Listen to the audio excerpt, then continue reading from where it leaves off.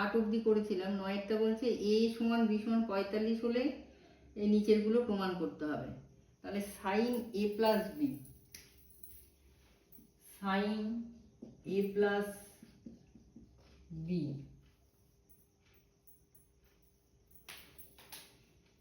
তার মানে sign 45 plus 45 মানে সাইন 90।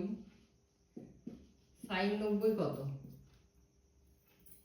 1। এবার কি বলেছে ডান দিকে, কি বলেছে?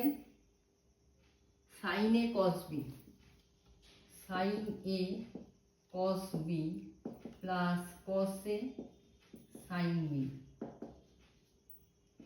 সাইন 45 কস 45 প্লাস